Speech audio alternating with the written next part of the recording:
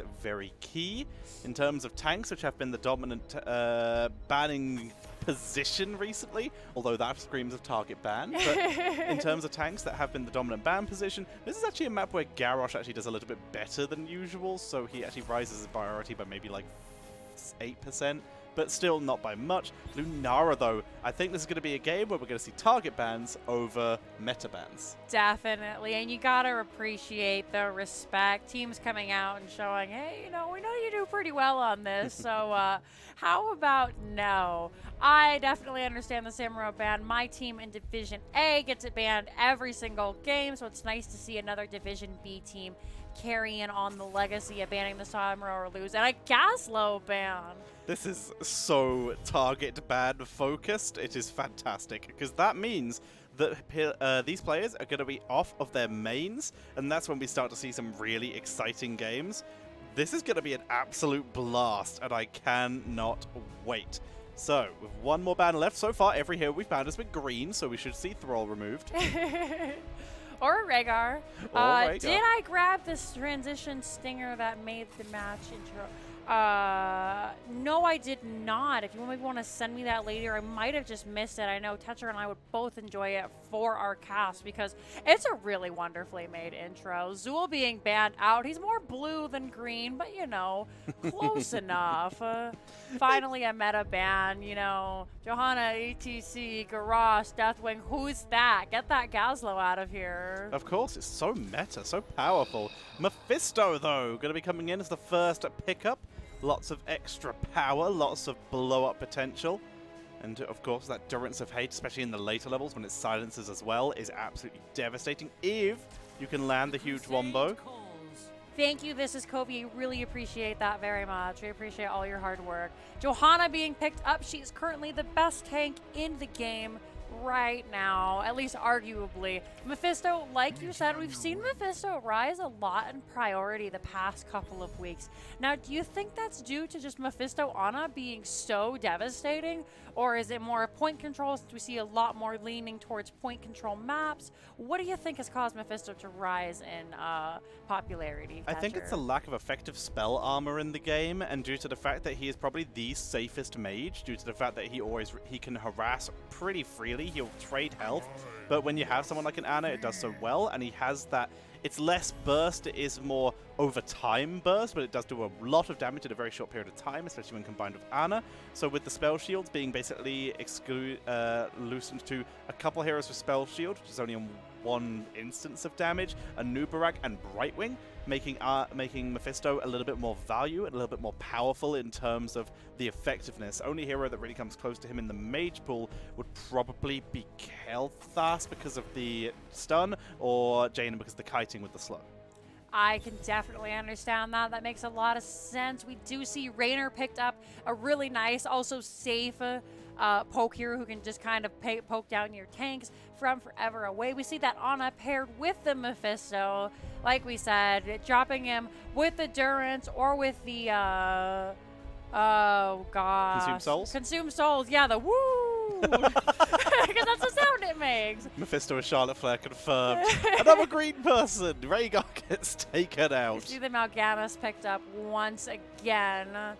Yeah. Just really strong tank after the main three have been picked up. I'm surprised we don't see an ETC or a Garrosh, but I love Mephisto. I think he pairs, Mal'Ganis. I think he pairs really nice with the Ana sleep into dead.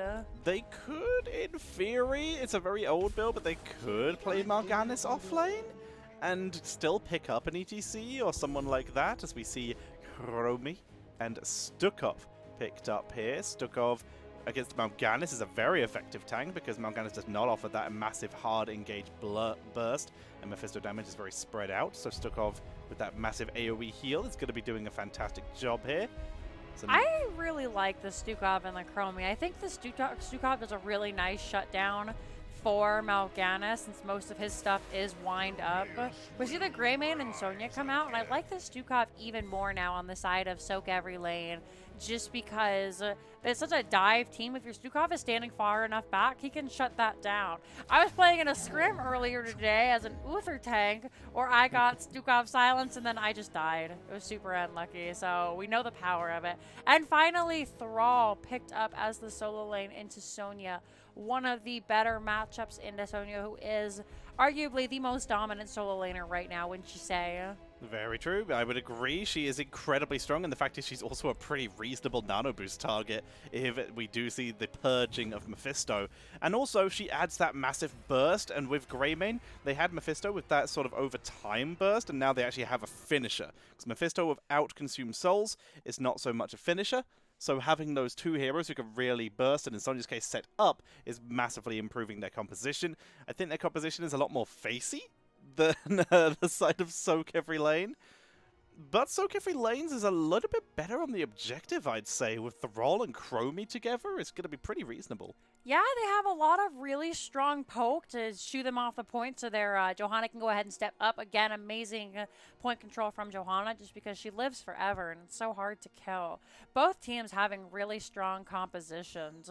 I think I have to give it to Phoenix on a Rising Onyx, though, just because Portrait Synergy, which wins games. You guys can't see it right now, but they've all got a Nexus portrait. Portrait Synergy is fantastic. I am going to go against you, and I'm going to go with sOaK every lane. I'm going to trust in Strogus on the sTookov for the disengage potential.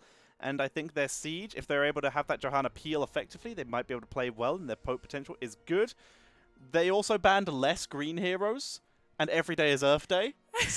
So therefore it is important. I'd like to say, just before we jump in, that I do like the composition, not only because they have Portrait Synergy on the side of Phoenix Rising Onyx, but because I really like the heroes they've chosen. I think they synergize well together, and I think it's going to be a really tough match to fight into. This should be a good match either way, with both of us going different ways. Let us get into it, ladies and gentlemen.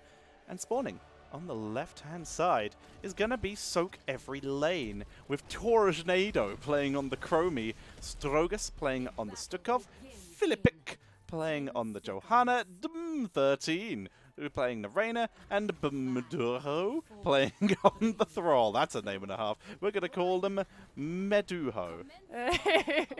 And over on the right-hand side in the orange, we have Mayari on that Ana, Kurama on the Mephisto, Ginge Boy on that Mal'Ganis, Burrito on the Greymane, fantastic name, and our solo laner down in the bottom lane. Can we jump down there? Thank you, DK Salt. That's a great name as well. Give Is him it that Dragon salt. Knight Salt? Is it Donkey Kong Salt? We may never know. Team stepping up, just trying to get the clear, and a nice sleep onto Raynor. He's very, very low. We see the anti-heal grenade come out. However, the team can't really follow up as he's so far back close to the towers. So they're just going to go ahead, grab their sOaK, and head up to the top lane. Thrall has gone for Rolling Thunder, and that is good because it lets him massively dominate Sonya in lane, and it means he's going to be able to go in for that Mal'Ganis a little bit more effectively. With only one big tank, and that tank being a little bit closer to the Bruiser side and a Bruiser, the actual effective health pool of the side of Phoenix Rising Onyx is a lot lower, meaning that we can see sOaK every lane take out the main front line and give a lot less healing potential to the side of Phoenix Rising Onyx. Definitely. I think it was a great pickup for the Thrall. We're seeing both teams head over to pick up their turrets now. They will finish roughly the same time, and I'm anxious to see what the Thrall can do. As you were saying, just hopping back to that super quick, we're going to see teams fighting in lane. And then they should, looks like sOaK every lane is heading up to maybe, oh, they want to gank the Mal'Ganis actually. He's going to sleep through the back line. Great job. Waits for the Johanna Iron Skin to fall down. Then safely walks back to base. Oh my gosh. You just played him. He played him like a fiddle. There was nothing they could have done. Very nicely done. They all escape. He gets out. Very little damage was done. He even came out of it very well as level 4 is hit. We see that spiked. Incredible talent for that Mephisto. Really gives incredible value. Biotic armor coming in. Really trying to counteract the Greymane, who will be the finishing blow here. Sonya, by the way, full slam build with Seismic Slam, as we do see Philip having a little bit of trouble, but he will survive. I like the slam build into the Thrall. Both solo laners are opting for 0 sustainability, but they're going to go in, they're going to do a bunch of burst damage, and then they're probably going to pop like a balloon if they're not careful. So well, this should be explosive team fights later on in the series. Very true. So we have that extra splash damage. We have that furious blow. The more 50% more damage and no cost. Very cool to see. Trap being set. Nap time. No one's in position to set up, although they will check sleeps. Percentage damage was done there. Oh no, percentage damage is on a 7 by mistake. That will not be done. Teams both just getting ready to head down to that point. And Kobe, remind me after the game, we can definitely talk a little bit about the D&D that Bahamut and I play in every single week. You guys can catch us on Saturdays. Teams just trying to poke out. I am also there. Yeah, Tetra also plays in the game. Step on, and it looks like it's going to be Phoenix rising Onyx who get the early lead on this protector. They're just going to go ahead and pop up, leaving Ana on. That's a very risky play. I like it. She will step off, though. They play it safe. Both teams creeping towards that level 7. Sonya actually rotated up to top lane to clear the mercenary camp, which did push up nicely and to soak that, while Thrall remains in the much quicker to rotate position. We see a little bit of a brawl, but Gingy Boy able to back away. sOaK, growing infestation here, and long and fetid touch, sorry. He so far has 2 stacks on, but let's see what he can do as the game goes on, as both teams finally hit that level 7. Rain's little compound subdue for Johanna. See if she gets it. It's unlikely, but it doesn't matter. All right, looks like sOaK every lane, trying to become more dominant. Nice sleep by Mal'Ganis. However, Johanna's zoning off the backline. They weren't able to get a whole heck of a lot out of it. And now 69 on the protector, nice. As teams are backing off, looks like the camp is available for, oh wow. Made the play. We see Thrall going down here. Philippe is also in full retreat. Good silence coming in there from Stroges, but that was the idea here. Both turrets were dropped, though, and that is a huge deal for sOaK every lane. Can they get up to 96%? They have only... Oh, no, that's terrible. That could have been good. Thrall, with 5 seconds left, could have respawned, and they could have come in with a turret advantage and made a play with the turret times and were wrapping around them for the back engage. But what's happened here with Johanna down, they still have a moment, but they have to wait even longer, and that's going to give them a very, very limited window to do this. On the bright side, the turrets will be closer to expiring. That's a fair point. As I was stating before, the team fight kind of exploded, and you picked that up ever so nicely. I'm terrible at team fights. Oh, well, they just finished it then. Punisher or Protector going to head over to the side of Phoenix rising Onyx. Johanna, unfortunately, as you said, staggered away. Chromie's Temporal Loop coming out. Gingy Boy running for their life. They are able to avoid the Sandblast. Very, very close to those Sandblasts. He's going to have some heavy breathing of his own there. As we do see the Protector takes down a single tower, grabbing that XP, and will begin heading up to top lane to grab at the fountain up here. However, his team aren't with him. No assistance at all, so as such, this Protector is going to get bodied here. Targeting coming in, tower being taken now. A little too close. You can actually auto that without being in range of the second tower here. Actually moving forward to punch the tower. That takes a lot of damage.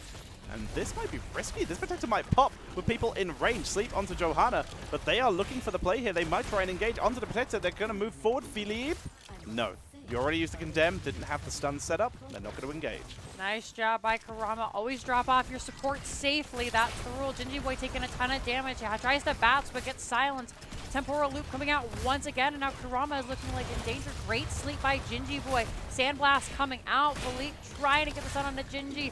Miriari healing for all they can. Gingy will escape, and nobody goes down as both teams hit level 10. Nobody goes down. Level 10 is hit, and what we saw there is, thanks to Gingy getting out, a slight miss-synergy in the build of sOaK every lane. We do see the growing infestation, which is fantastic and really good for area control in this map, but the 4-second duration on that lurking arm allowed Gingy Boy to escape as he was temporal looped back in right as the lurking arm expired, meaning that he was able to get out of there with his Q without getting into trouble and without getting caught out. And they're able to hold on to that heroic, so it kind of saved him in that regard that he'll have it up for the next fight.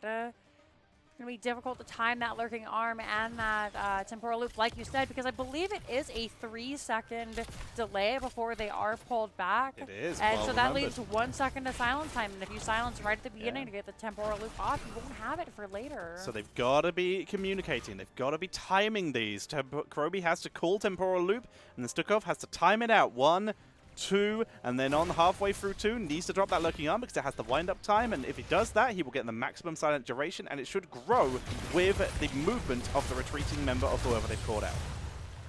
Teams are stepping up. Looks like Phoenix Rising Onyx trying to push this top lane as much as they can. That will be where the next protector spawns. And seeing that they can't really do much more in that top lane, they're going to head down to the middle lane. Or just kidding, back up to the top, clear out that camp now that they've spooked off their opponent.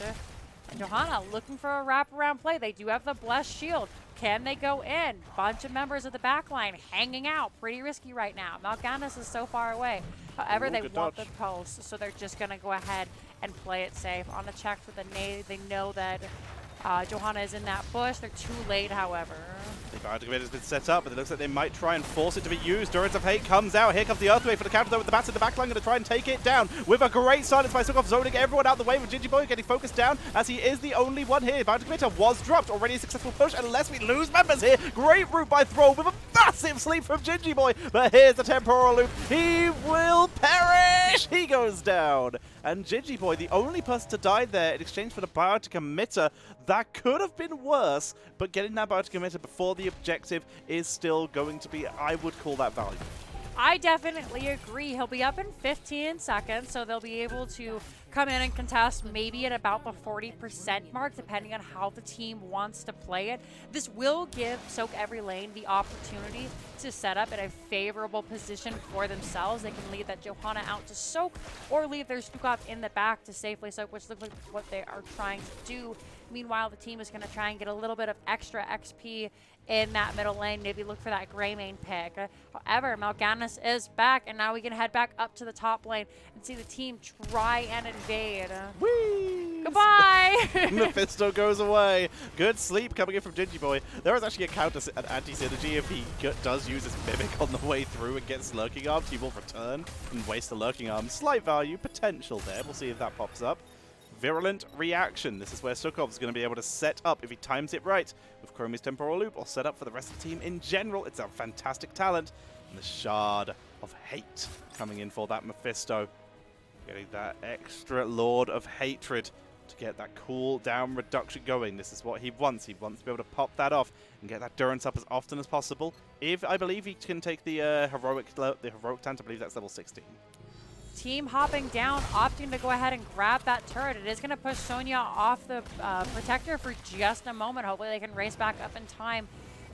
Do believe that the teams will be even on items. It looks like we have 2 turrets for the side of sOaK every lane. And actually only 1 for Phoenix Rising Onyx. Time Trap comes out. DK Salt taking a little bit of damage, and they go ahead and just drop the turret. It doesn't gonna get a whole okay unless they don't attack it and they just walk past. Johanna, nice Iron Skin onto that Durance. They march straight through. Turrets being dropped by both teams, left, right, and center. 3 versus 2, and they just mow down Mephisto there. And it is a massacre right now. Great massive shove onto the Mal'Ganis, who has been nano boosted, but all he uses is sleep. He picks up the kill onto Johanna, though. He's trying to tank it. He's 1v4ing with the help of Anna. He picks up another one. There's the sleep, but the turrets are mowing him down. Anna's trying to keep him alive, but they're holding. They keep popping that overtime.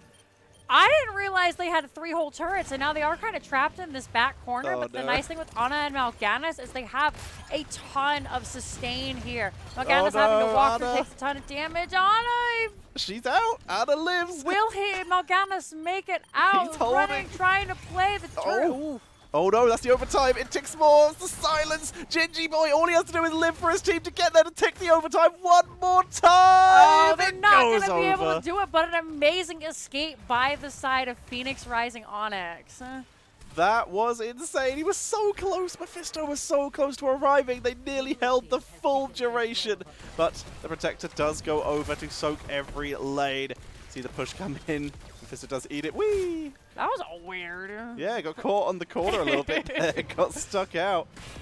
This is intense already, but the lead still over to sOaK every lane right now. 16 hits for them, although it's finally going to hit for Phoenix Rising Onyx. We do see just harassment right now. They're being zoned away far too much. The Grey Mane does so much damage to that Protector, and with the new tower changes, chunking away at its health, they're trying to make their way down as safely as they can to the bottom lane and go ahead and grab that bottom well, so they will have the advantage on the third protector of the game. Easily enough, at 12 minutes, they're able to mow down one of those towers. Well, not long for this world, and now it's just on sOaK every lane to get out. They've done the best they can with this. sTookov and Chromie in the protector. If they get caught out, then they're done so. Very squishy heroes. Gonna move back. Thrall, by the way, has gone for that Thunderstorm. No auto attack talents to synergize with Rolling Thunder, but that extra bounce is going to be quite nice with the extra damage, and he does stack it up. Here comes the damage for Sleep onto Thrall. He might just perish here. Shield does not land, and rip Thunderstorm stacks. Now can they get more? Good start coming in, but a great knockback. Durant's just out of range. It's all about Chromie, but she is focused down and taken out. DK Salt, what are you doing? He's going to get focused down and killed by the towers. Oh, never mind. Clutch Nerves of Steel to save his life. Very nicely done by both teams. All of these team fights have been so explosive. When we see there with the Thrall death, kind of the opportunity cost you make up for getting the glass cannon solo lane, as was mentioned earlier. We're going to see Phoenix Rising go ahead and pick up this enemy turret. Now they're going to move on further, head into that heal pulse. Like I was saying though, Thrall, very, very bursty. We saw it in the top lane when he absolutely decimated the members of Phoenix Rising. But now we see he kind of just pops. He really is doing a fantastic job here. Some of the talents I want to point out here. We're going for No Escape and Battle Rage for Sonya. Now, this isn't like one of the other mercenary talents where it actually buffs the mercenaries. It just allows Sonya to clear them faster, which will work out here. And it's also a nice little cheeky heal. Nice little cheeky 10% of her maximum health heal is always nice. And of course that No Escape, extra movement speed is very fun to see. And Thrall going for Frostwolf's Grace here, another self-healing talent. They really are just matching something for the dual. Good silence. Gingy Boy will get out. Nice try. Unfortunately, sTookov was mounted up, so it is very difficult to try and track somebody down when they're moving just a little bit faster than you. I always make the joke about Mal'Ganis. On the Sleep, you get a 50% move speed buff. I never feel it. Sometimes you fly and you're like, I'm going to get you, and then you just don't, and then you die. It's super unlucky. Oh, Gingy Boy caught in the root, and then the stun, the silence, and now the temporal loot. They are going to bounce, but Blessed Shield comes out to interrupt just in time, and they will die to the Johanna. That was a big pog of a Blessed Shield, but here comes DK Salt. Looks like he might want to just try and pick up a turnaround kill. He's going to eat some Chromie Blast, though.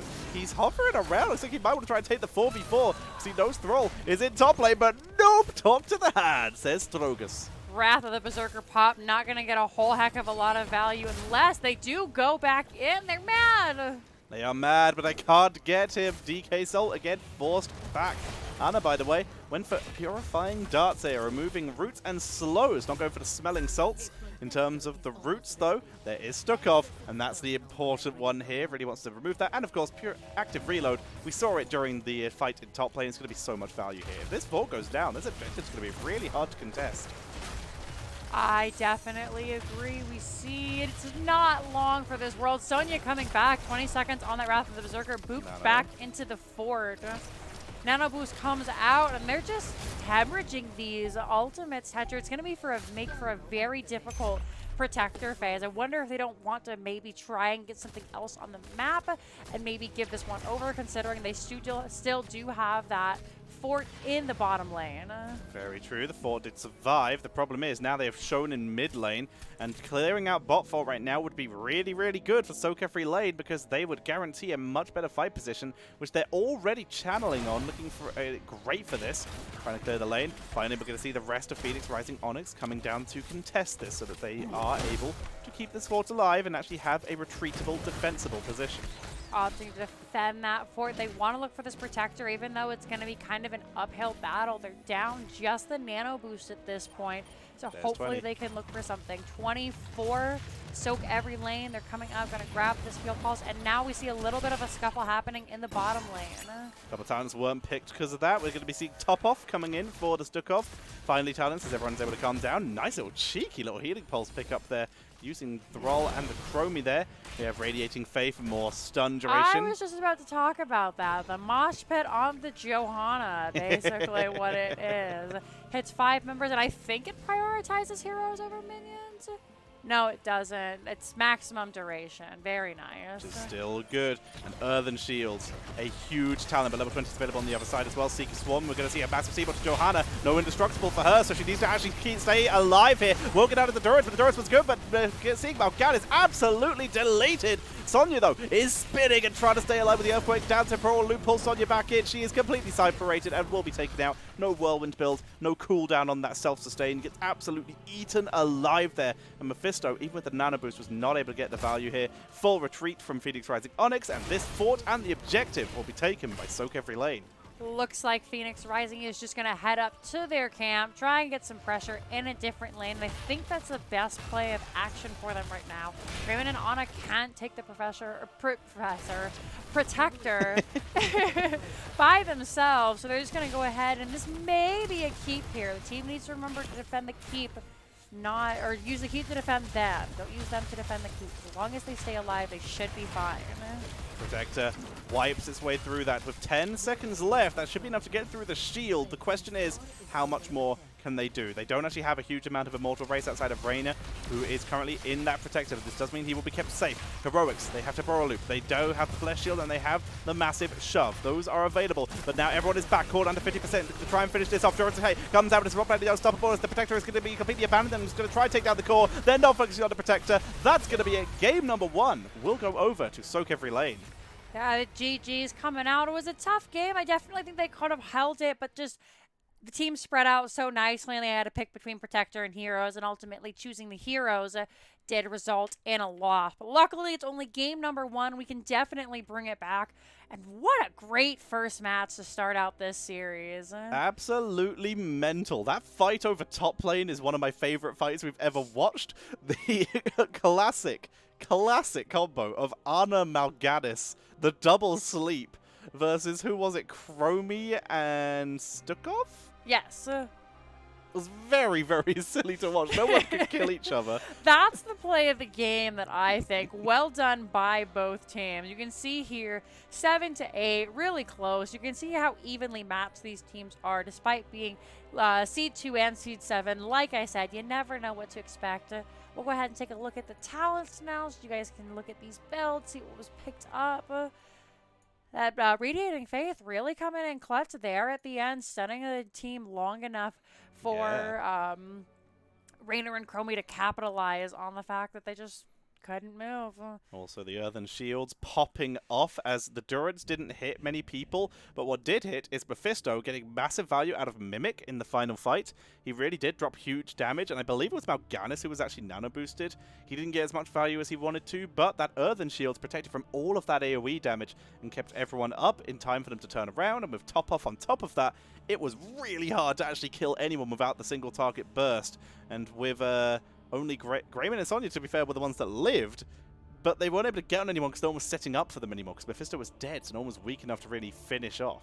Mimic, or as I like to call it, the Venn diagram of pain, and I agree. Hopefully in the game number 2, they'll have some time, take a breath, realize what went wrong for them, and follow up. I think it just came down in the end to an unfortunate team fight. There wasn't any glaring mistake that I can point out and say that this is what the teams did wrong. So I'm excited for a game number 2. Let you guys know in just a moment where we're headed. Once we have been informed, well, we've been informed, and I will adjust it on the thing so that we can do the lovely dramatic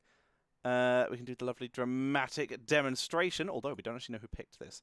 If I had to guess, I would say probably SEL? I think so, because they were first into the lobby, and first draft team is team number 2. So yes, you can go ahead and reveal our game toucher. We're going to Cursed Hollow. Yes, we are. One of my favorite maps. I like the standard maps. I like the old maps. I like Cursed Hollow because it really has stood the test of time. It has had minimal changes since its inception in technical and leaked alpha, and it still lives.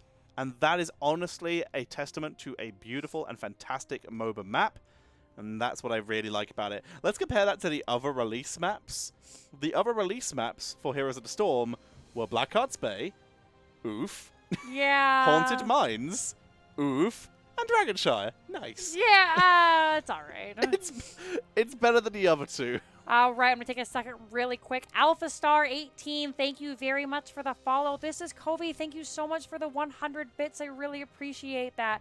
And then Sparhawk KX, I really appreciate the follow. Thanks so much for spending your evening with us tonight, guys. And thank you. I got it the other day, and I really love Mulan. I think it's incredibly underrated. It's one of my favorite movies of all time. Hell yeah. So, yeah. The animated version, though. Oh, yeah, of course.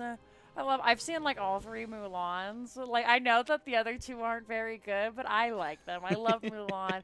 As a child, I really feel that we all needed a superhero like her. The fact is, you've reminded me that there was more than one Mulan. It's like reminding people that there was more than one Aladdin. Oh, yeah, there were like 6 Aladdins or something insane like that. There was 3 Aladdins and a cartoon series. Yeah. Where the genie just sort of bummed around and dragged Aladdin and Jasmine and I've forgotten the monkey's name. Abu. Abu with them and just messed around. Who's ready? Casters are ready. I haven't seen the live action one either. Yeah, it was. I really like what they did though, is they took a lot of time to understand what traditional Chinese culture should be, and so I think it was a phoenix they replaced Mushu with, which kind of bums me out because I love Eddie Murphy and I think that he was a key part of the movie, obviously. But I really love when studios take their time to appropriately represent the culture that they're representing. So agreed. Sounds good. All right, we're going to be heading into the draft, ladies and gentlemen. We're heading into Cursed Hollow. I hope you've enjoyed movie chat. We'll be back with the draft.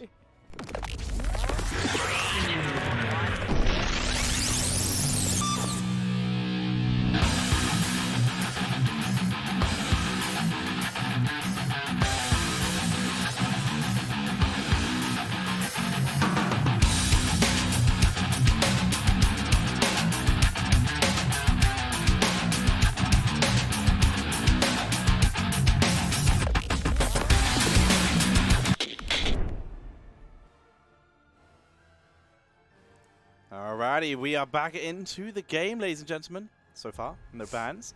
And it is Phoenix Rising Onyx with the first hero bans. And, yep, we're definitely seeing some target bans. Goodbye, Samuro. I've played against a couple of teams who have learned how to Samuro as we've advanced through the divisions.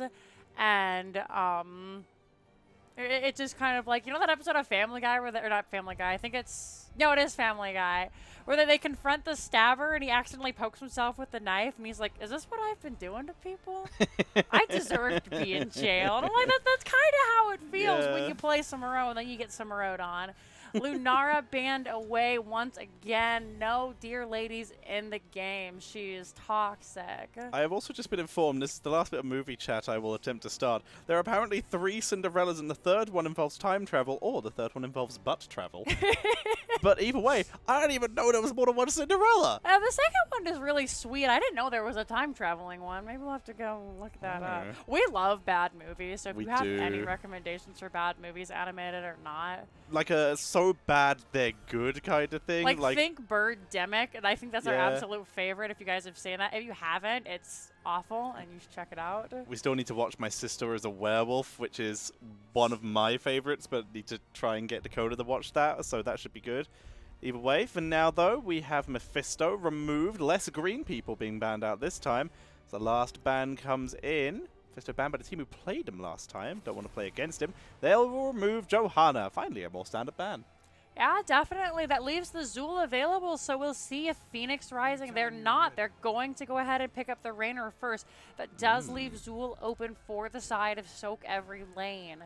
They banned it last time, so maybe they understand the value and they're going to pick it up. Not to say that Phoenix Rising doesn't, of course, but maybe they just don't prioritize it as much. They might not have a player. This also isn't the best Zul map. It's okay with certain builds, but it isn't the best Zul map in general. Oh, that's fair. I complained about this. My. Oh, wow. First pick?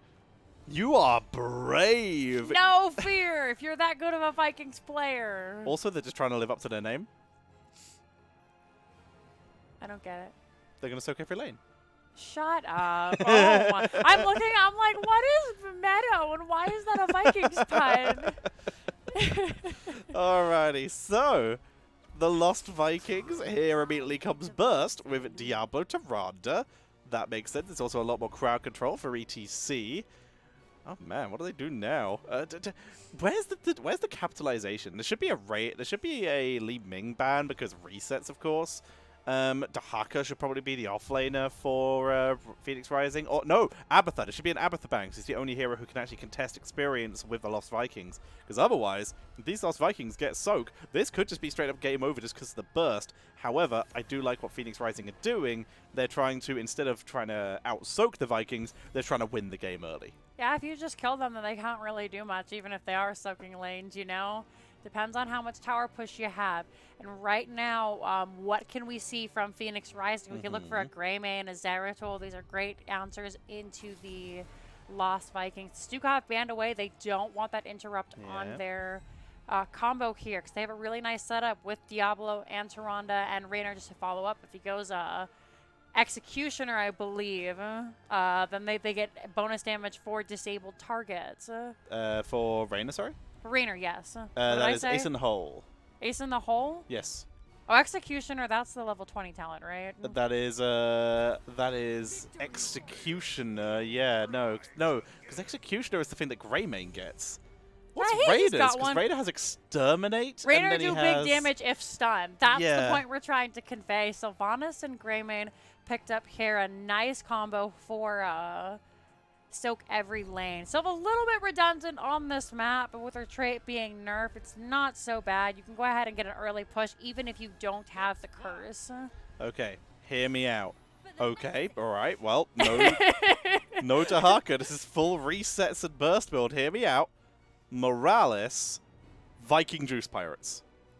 Why would you want that? You take its Sabotage on Eric, attack speed on Baylog, and then you run it down. You fly in, Sylve disables, you race down with Greymane Vikings. I have never in my life heard we need race. Let's pick up the Vikings. Is going to be an Uther in the support. Thank you very much for clearing that up, Zergy Monster. Ace in the Hole, Exterminator on level 1, Executioner on level 20. What's the talent for Greymane then? It's just bonus damage to disabled heroes.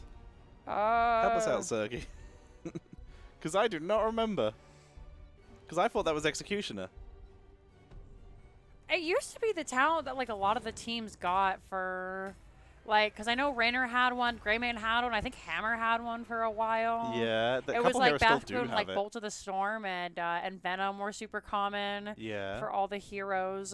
All right, so we'll talk about that in a second. Looking at these drafts, who do you prefer? There's no counter Viking sOaK, but honestly, Uther's an okay choice, but the draft makes significantly more sense because I'd normally say the Vikings team, and there's no counter sOaK, should win. However, I think the Falstad is actually a pretty clutch pickup because they're just going to use it in the offlane. So... No, I can't argue against the Vikings with no counter sOaK. They have a lot of burst, but as long as SEL actually avoid fights, I'm going to lean towards SEL. Even though I hate Uther support.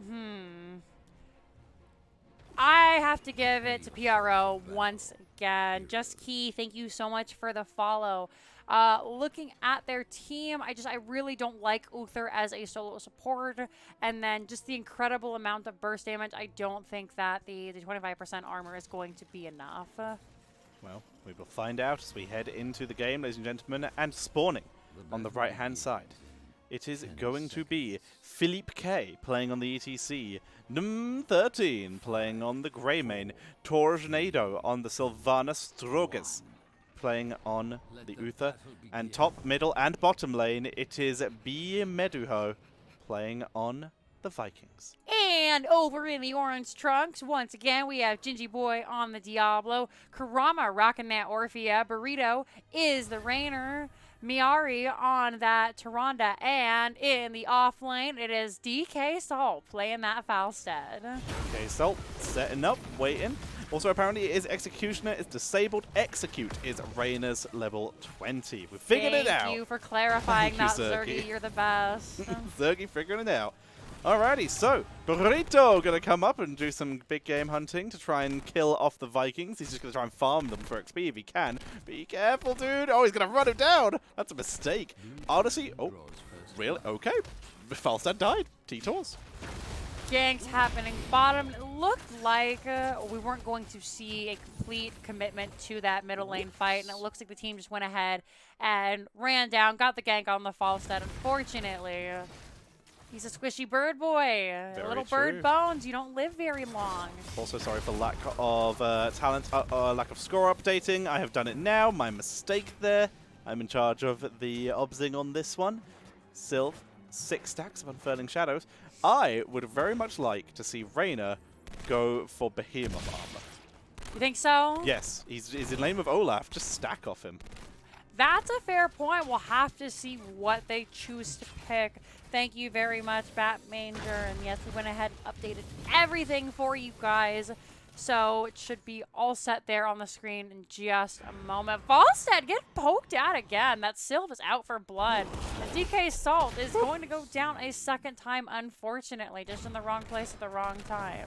Right, needs to shoot him down. Uther, by the way, Silver Touch here. Going for Zappy build as opposed to auto attack build or even W healing build. But here is that Holy Shock. And this is how he can actually stay. This is the only build that really lets him stay sustained on mana when you're not against double frontline. Baylog is, Olaf is dead. And a lot of pressure is coming in with this Merc camp.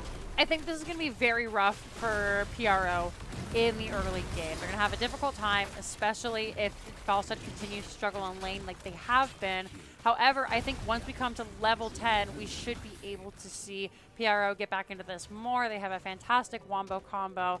And with the Vikings, they are going to falter a little bit at these team fights. They're going to have a walk into essentially a 4v5. Yes, they'll make up for it in experience, but you can't get the tribute. It's really difficult to push on this map. Very true indeed. But here is where they can finally get value here. Poke-wise, they do have Greymane's Cocktail. They have Uther now with that Holy Shock. A big deal here. Sylvanas, ETC is massively annoying. And the objective here, delay. By time, they've even brought Eric to come down here and fight. As we do see Tyrande get absolutely bodied, as Philippe, though, is getting kited by Reyna and Orphea. Are going to have to back up, and I'm going to have to eat my words as I realize they brought everybody up. Poor Tyrande caught out. It's so difficult to be a Tyrande in this meta right now. You just can't step up to get those autos in. She was picked off, and as a result, this first tribute is going to go over to SEL. Turns out when you only have one front line, you can just walk past it. See you later, Burrito and Gingy Boy. I don't know why he didn't just step up to the towers and flip someone over, but in this case, he's going to try now. Nice, unstoppable. Nice job from Uther there, as level 7 was hit just in time there with Hand of Protection. Team is struggling a little bit, and I hadn't even recognized, like you had said, Thatcher, that Diablo is all by themselves. That means that they have to engage by themselves. They have to be in the backline by themselves. And this is really punishing to a Diablo. We can see the teams are coming up. The tower, shotgun shelling away, but just not doing anything, and they might lose this bottom tower. The team working a little bit disjointed as we see the raw lunar flare come out. We're going to see top 4 absolutely bodied here. Nicely done. Double front line. Eric is slain in the mid lane, though. Did overextend a bit. But here is the value. They are just slowly creeping ahead. And I don't know if there is an experience tab in on this screen. That's APM. I didn't not know there was an APM tab. There doesn't appear to be experience. Oh no, Orphea! Rip Baylog! Revenge! Not enough. Orphea kites away. She will escape here. The nice thing about Orphea is she's a Nexus original hero, so her kit has everything built into it. CDR, mobility, and sustain. Diablo taking a little bit of a punch as they jump into the back line. However, Philippe is in a ton of trouble and does fall to the Rainer Q.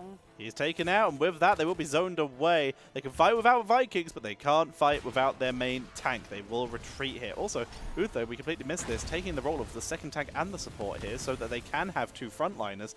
The more I'm thinking about this, the more it kind of makes sense. If you're not taking prolonged fights, it can work.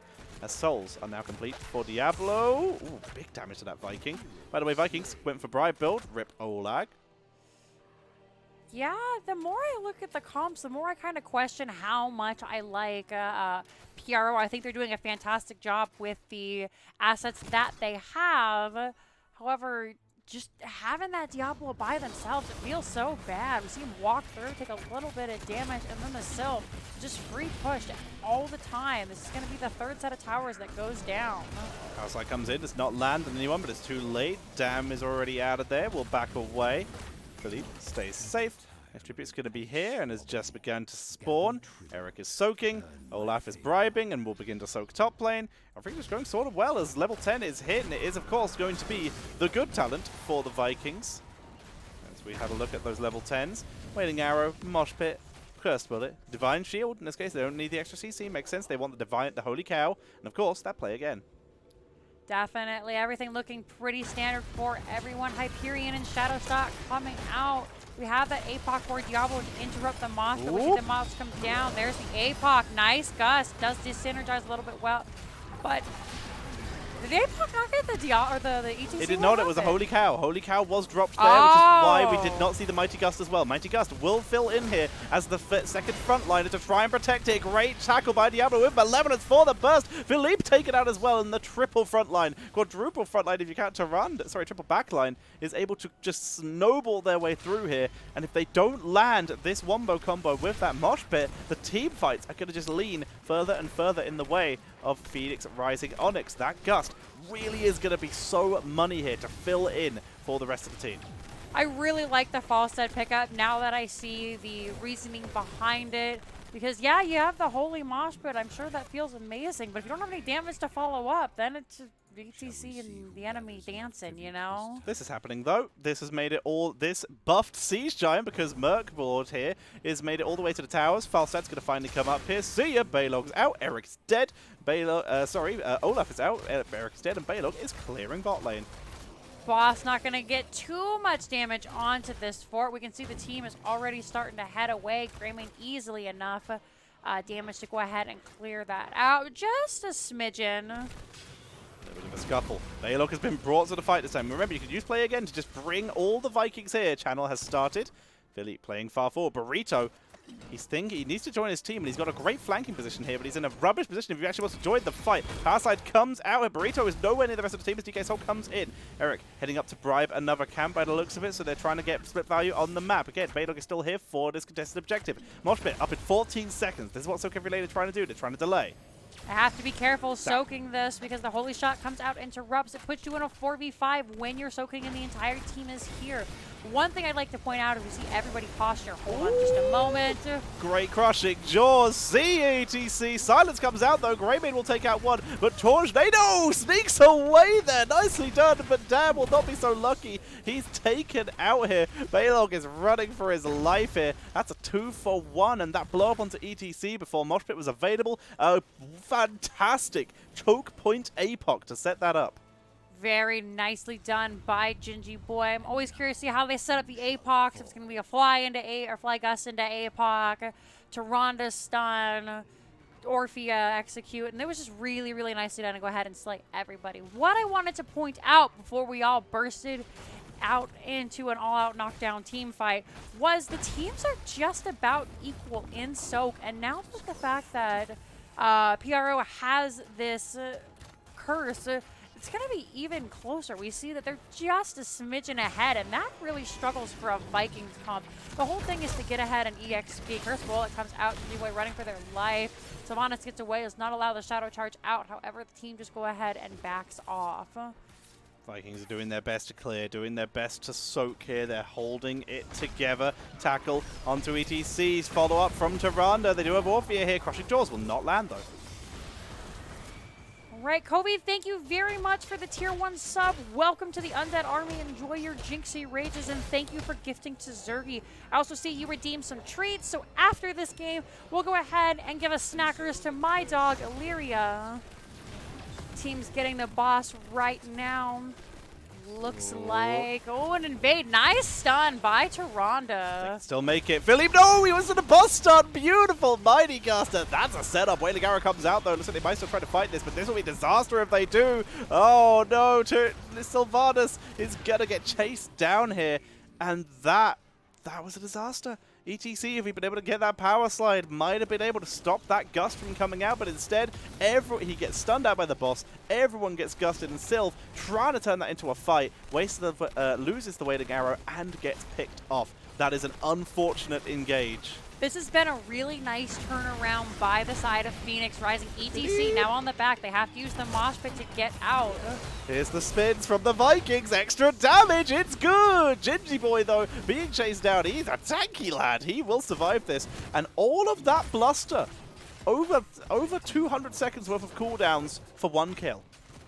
It's just enough. However, they will be able to clear out this boss easily enough, and they'll have a little bit of an advantage as Sylvanas will head to the team to rejoin up earlier than Orphea will. Everybody just trying to grab camps right now. Boss doesn't have much fight left in him, so the team is just going to go ahead and leave it. And this is still anyone's game.